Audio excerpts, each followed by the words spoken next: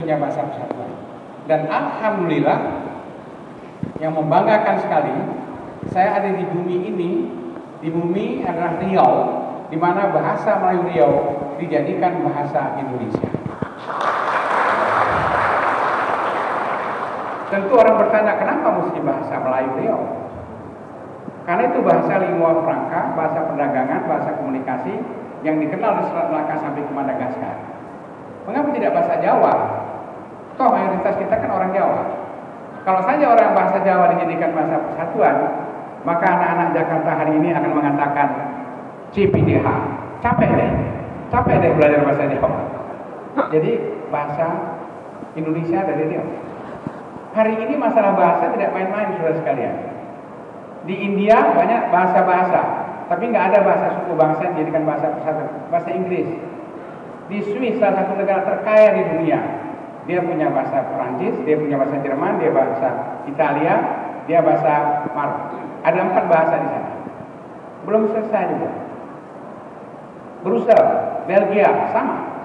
Bahkan ketika Nelson Mandela mengalami penindasan oleh politik apartheid 27 tahun, mendekam di penjara, begitu beliau keluar, tuntutan rakyatnya supaya ganti itu bahasa Afrikaan. Karena bahasa Afrikaan itu berasal kata-katanya dari bahasa Belanda dan bahasa Jerman.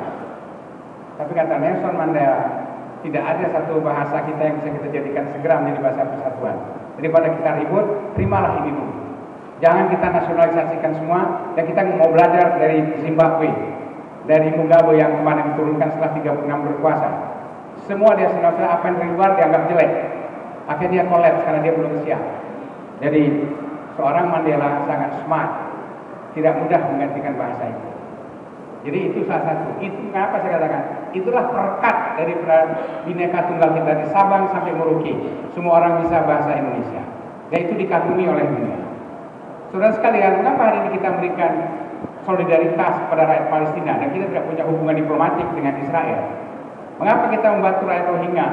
Karena alinea pertama dari pembukaan Undang-Undang Dasar tahun 1945, yang kita tahu semua bahwa kemerdekaan itu hak segala bangsa, maka oleh sebab itu penjajahan di atas dunia harus dihapuskan karena tidak sesuai dengan kemanusiaan dan keadilan. Itu komitmen kebangsaan kita.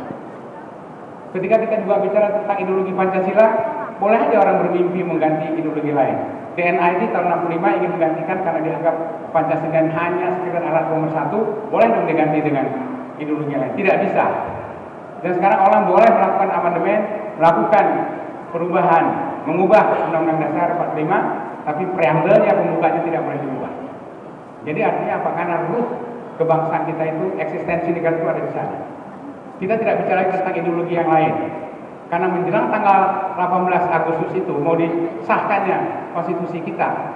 Yang konstitusi itu praktis pembukaan Undang Dasar itu diambil dari Piagam Jakarta 22 Juni 45. Dan situ disebutkan bahwa negara berketuhanan dengan kewajiban melaksanakan syariat Islam bagi pemeluk-pemeluknya.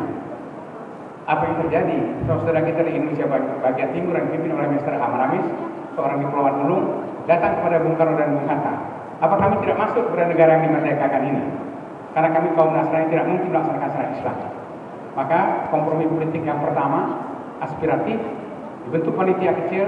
Di situ ada Kiai Haji W. Hasim, ada Ali Rabi Kusuwoso, ada Mr. Teguh Muhammad Hasan, seorang ahli hukum, dengan beberapa yang lain. Mereka intinya sepakat, kalau gitu kita hilangkan 7 kata-kata itu, kita gantikan dengan ketuhanan yang maha, karena esa di situ adalah tauhid buat orang Islam. Jadi kita persoalan ideologi itu sudah selesai.